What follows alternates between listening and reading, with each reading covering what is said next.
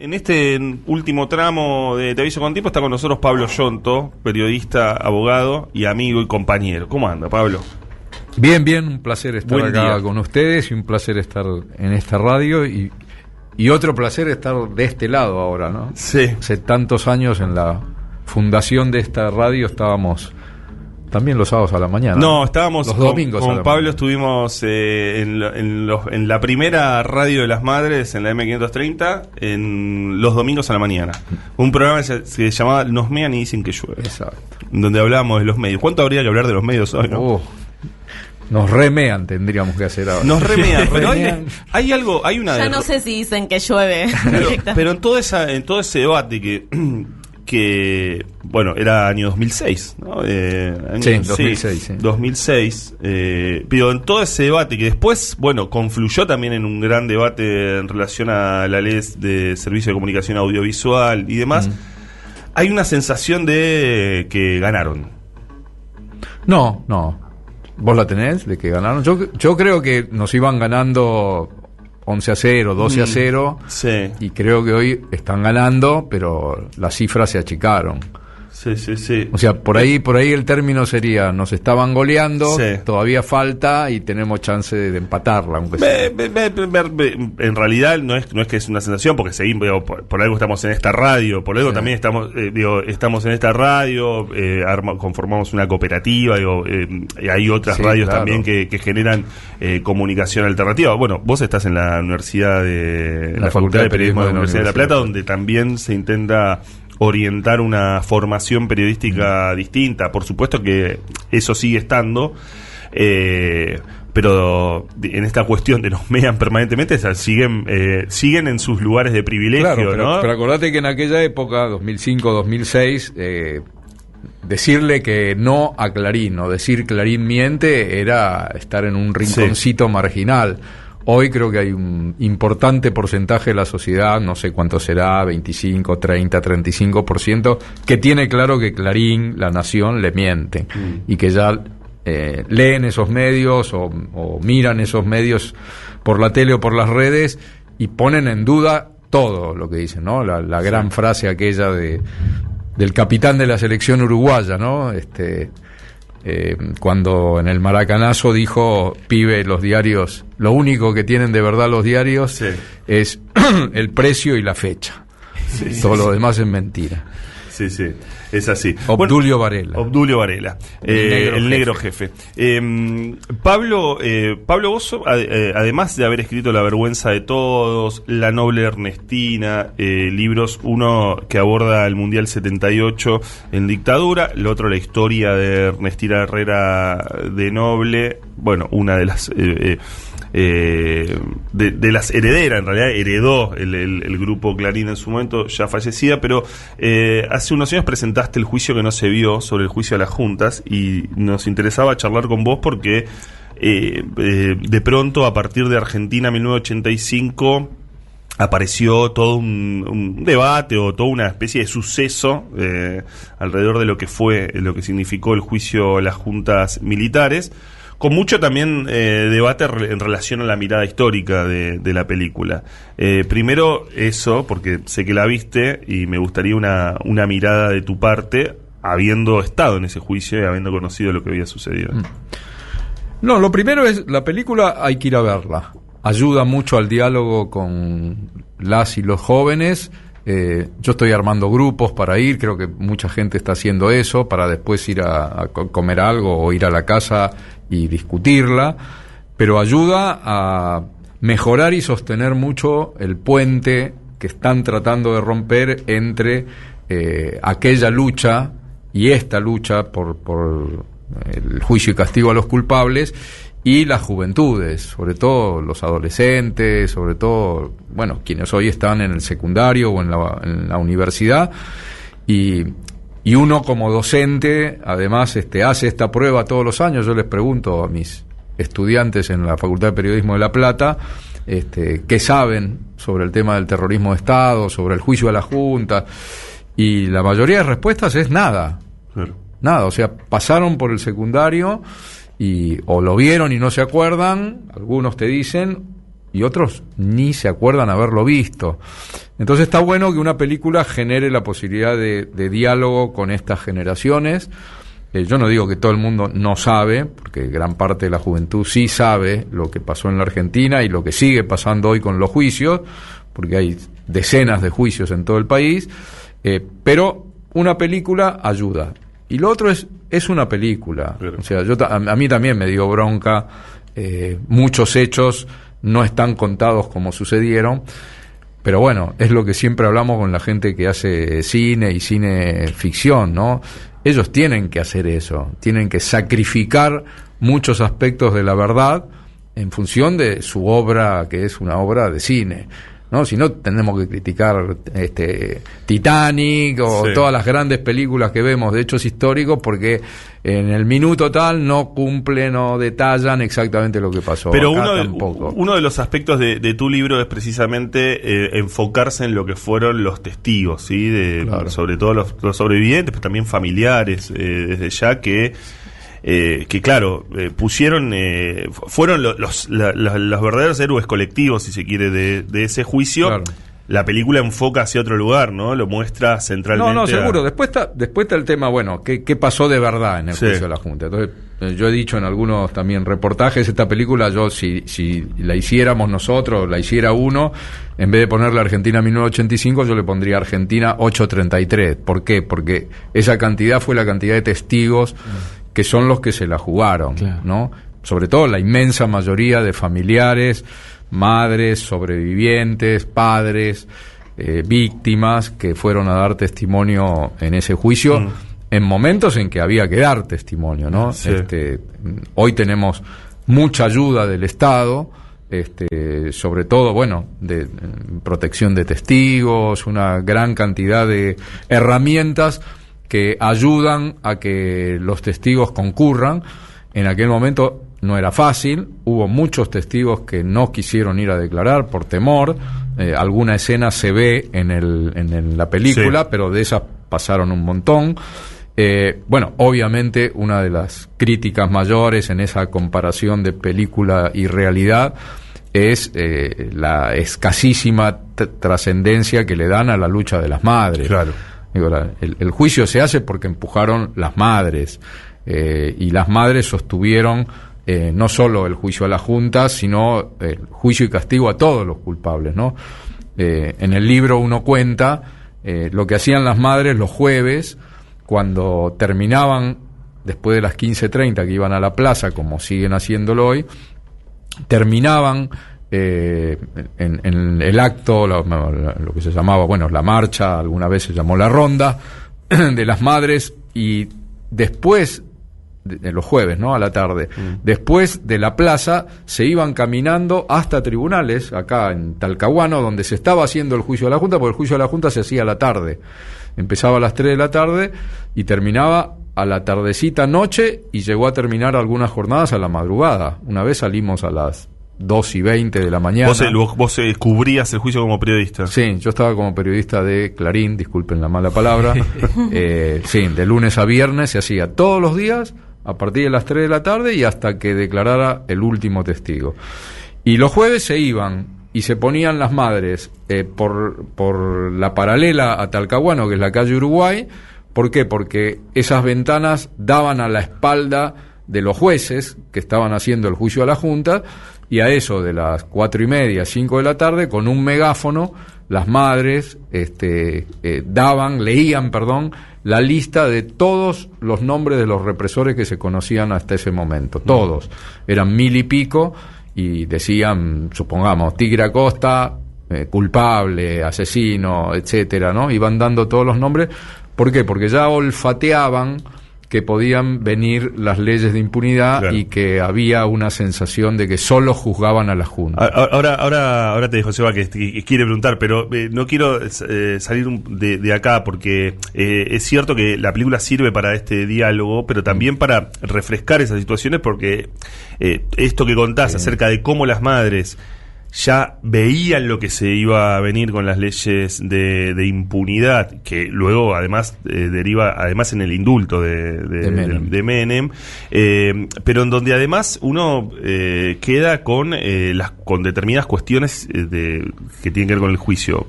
por ejemplo, las absoluciones que se dan. Eve siempre cuenta que, bueno, Eve y otras madres se levantaron en el momento que surgen las primeras absoluciones cuando se da la sentencia. La situación del pañuelo, ¿no? Que está en la película, pero que es distinta. Está mal contada, sí. Claro, está Sí, porque Eve iba con el pañuelo y había una orden de retirar a todo el público que iba con alguna señal política, alguna camiseta, emblema, bueno, y se la agarraron con el pañuelo de las madres, entonces le impedían el ingreso a las madres con el pañuelo. Y Eve, muy a lo Eve, lo que hizo fue, se sacó el pañuelo la primera vez, pero después cuando fue a otras audiencias ya fue preparada y llevaba los pañuelos adentro, abajo de la ropa, claro, ¿no? Escondidos.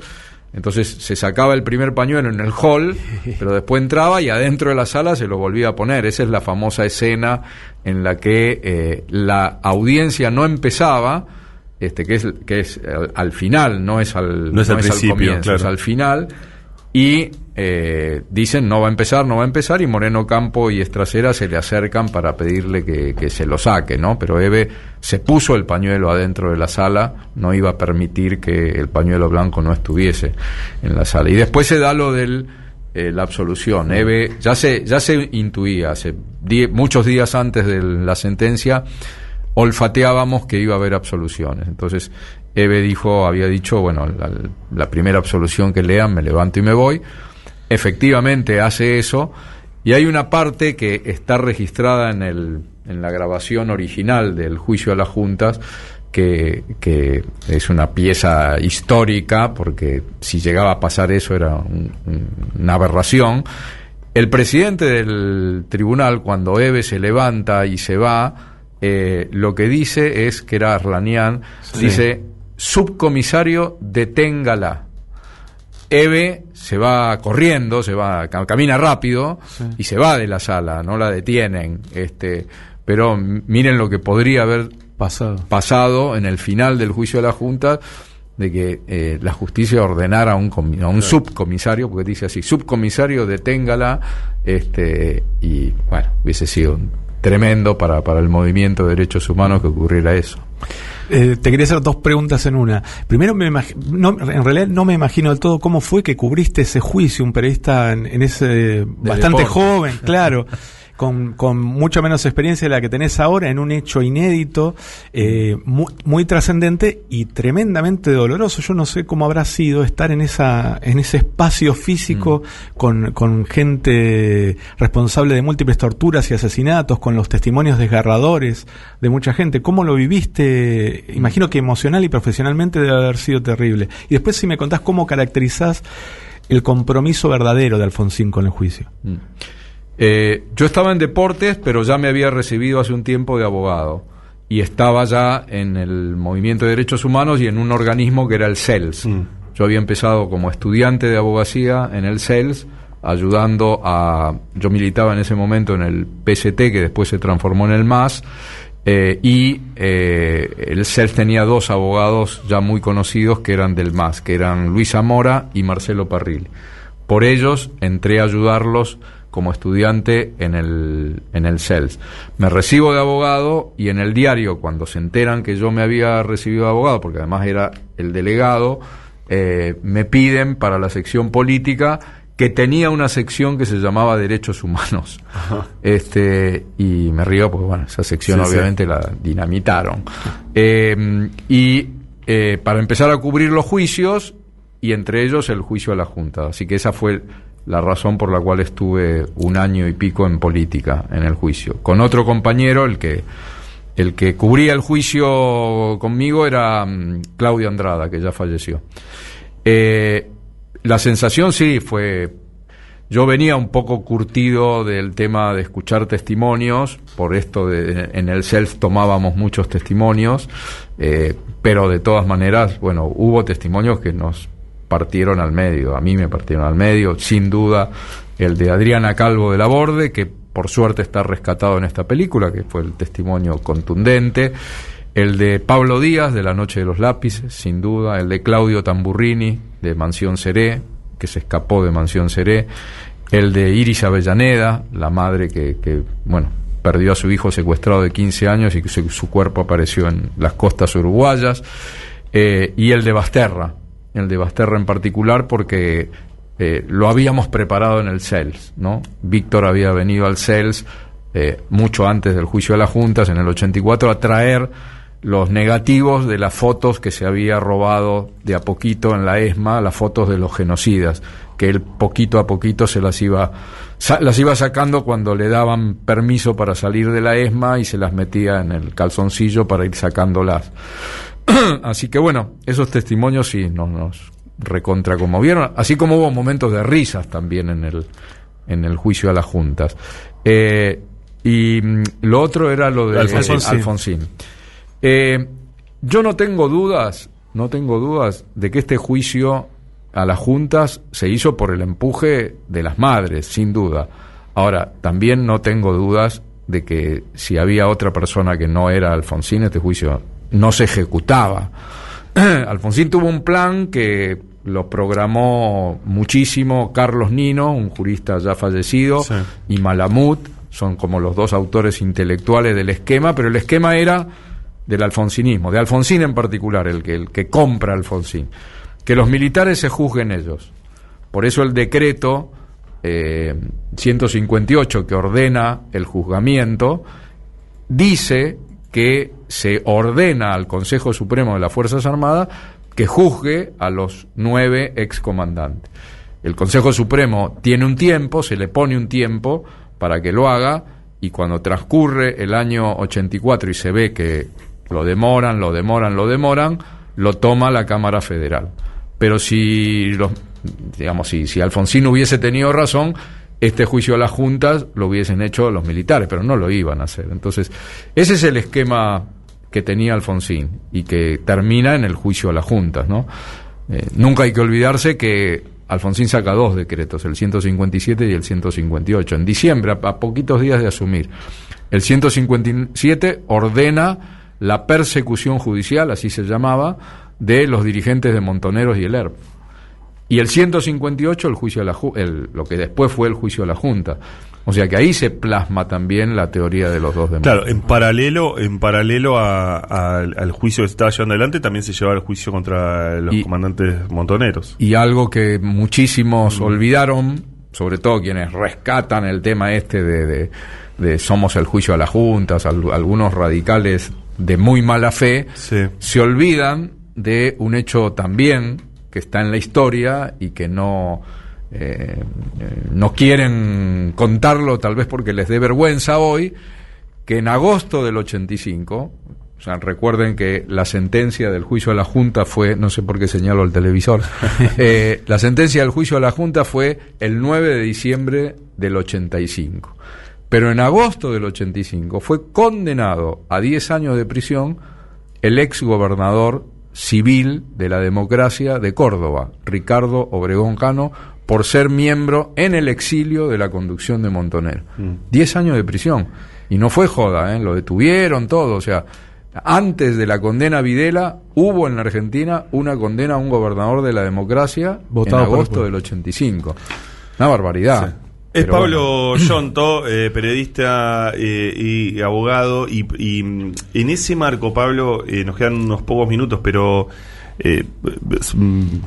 vinieron las leyes de impunidad, el indulto, hubo juicios por la verdad, que en un momento, se reabrió también juicios a partir de la apropiación de bebés, pero en un momento se pueden reabrir los juicios, o sea, caen las leyes de impunidad. Y se reabren los juicios. ¿Cómo fue ese regreso y en qué está hoy? ¿Cómo se presenta? Porque yo, sé ahí que hubo un trabajo para buscar testigos muy fuerte, porque había pasado mucho tiempo. Sí, todo lo que empieza a ocurrir a partir de... Voy a saltearme una parte que no hay que salteársela en la mirada histórica, pero digo, para llegar rápido a lo que vos preguntás, ¿no? Durante el tiempo de la impunidad, que centralmente es a partir del 89, todos los 90... Que también fue el empuje de las madres. Claro, todo lo que las madres y los organismos hicieron para que hubiese distintos tipos de, por lo menos, justicia popular, ¿no? Que incluye por supuesto, el tema del juicio por la verdad, que no es justicia como uno quiere, pero que por lo menos permitía que mucha gente supiera lo que pasó, los intentos de juzgarlos en otros países, Alemania, Italia, España, los escraches, es decir, y una gran cantidad de hechos para esto, mostrar que los milicos asesinos estaban libres y que había que seguir luchando de todas las maneras posibles contra la impunidad, y que se plasma después en, bueno, cuando llega Néstor y Cristina, pero en el gobierno, de Néstor, se logra tirar abajo con la nulidad las leyes de obediencia, de punto final primero, de obediencia debida, y los indultos, ¿no? Con todo, bueno, un esquema jurídico que hoy permite que se estén haciendo decenas de juicios en todo el país, que tengamos alrededor de 1.200 condenados. El jueves tuvimos la última condena por los hechos de La Pastoril, una quinta en la localidad de Moreno, 4 militares del ejército condenados a perpetua, 2 policías de la bonaerense condenados a 19 y 20 años de prisión, un absuelto. Fue la última condena, son 1.200 hoy los condenados, cerca de 200 los absueltos, ¿no? Este es un tema para los que dicen que la venganza, está todo. Carrió suele decir eso. Sí. Hay 200, casi 200, que no hemos logrado convencer a los tribunales con la prueba que tenemos, y voy a lo que vos decís, ¿no?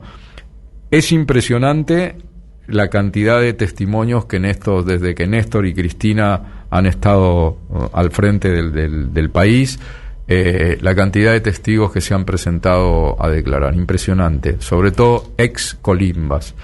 Hoy están declarando decenas de ex soldados, muchos hasta en desacuerdo con los juicios, porque vienen y te lo dicen, ¿no?